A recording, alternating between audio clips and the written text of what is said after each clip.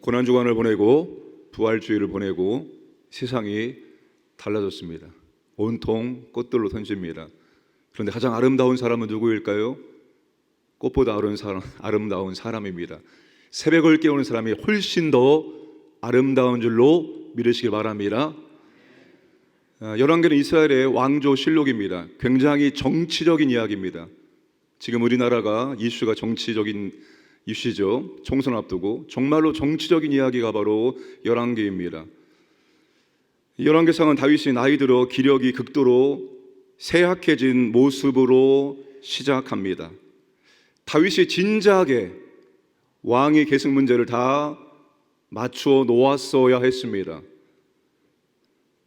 늦장 부리고 그리고 미루고 있었습니다. 이것 때문에 위기가 발생한 것입니다. 다윗이 몸만 쇠약해진 것이 아닙니다. 그의 영적인 분별력, 영적인 판단력, 영적인 민감성도 굉장히 무뎌지게 되었다는 것을 볼 수가 있습니다.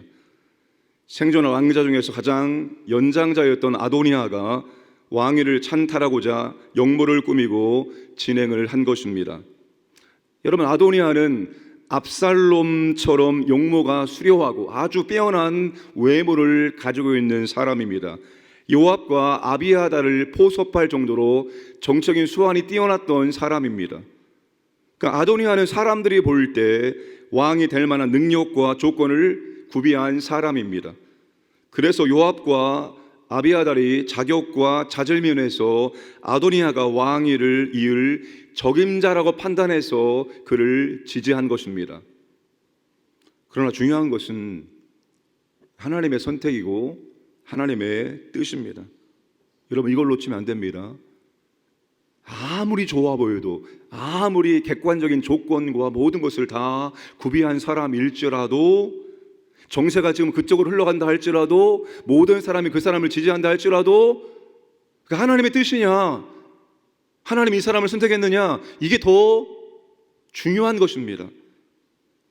하나님 아도니아를 다윗을 이어 왕을 계승할 사람으로 선택하지 않았습니다.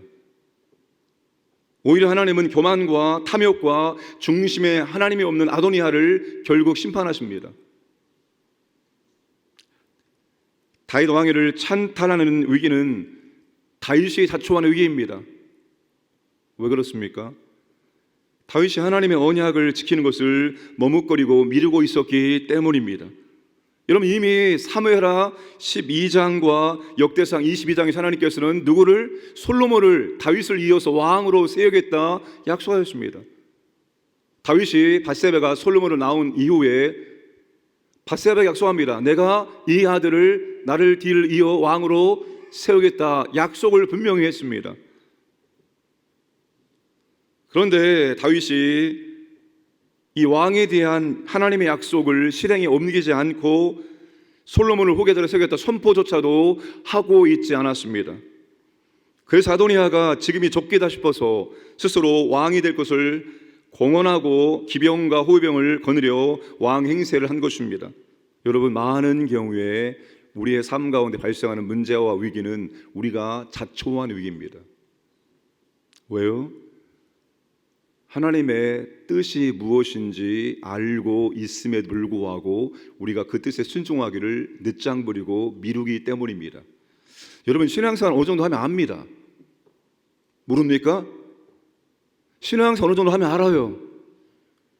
이제는 이렇게 해야 되는데, 이제는 온전한 헌금을 해야 되는데, 이제는 이것을 그만해야 되는데, 이제는 나도 섬겨야 되는데, 알아요.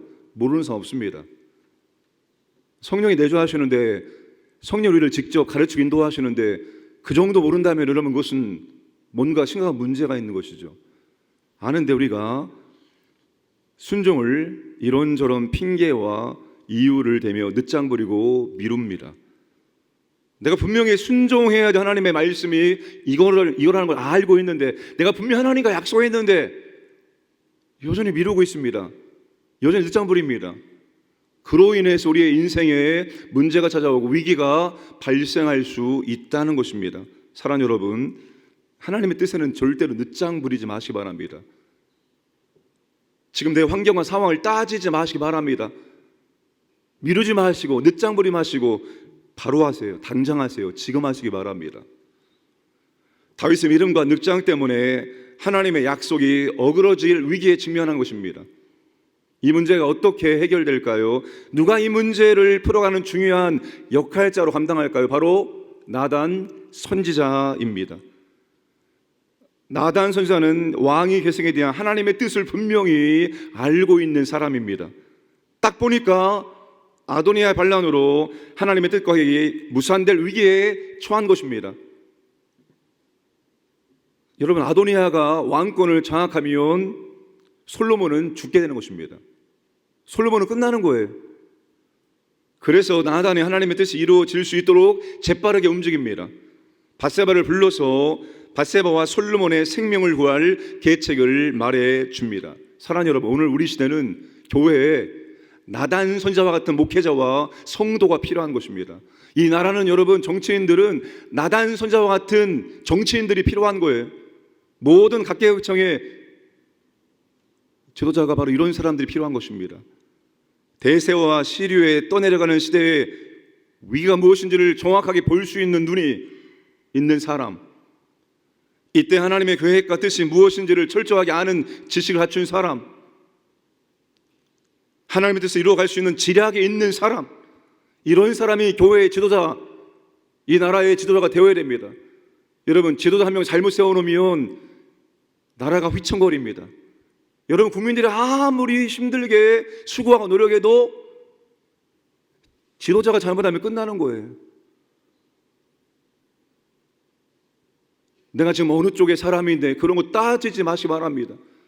진짜 어떤 사람이 나단과 같은 사람인지를 볼 수 있는 눈, 판단력을 가지고 그런 사람을 세울 수 있어야 되는 것입니다.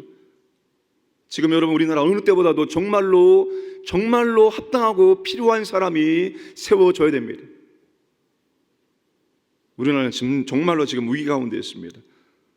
여러분, 나단은 지금 이 상황에서 무엇이 하나님의 뜻인지, 지금 어떻게 돌아가고 있는지 간파하고 있는 사람이었습니다. 11절에 아도니아가 왕이 되었음을 듣지 못하였나이까? 우리 주 다윗은 알지 못하시나이다. 지금 상황이 어떻게 돌아가고 있는지, 위기가 무엇인지 이것을 정확히 간파하고 있는 사람이 바로 나단 선지자였습니다.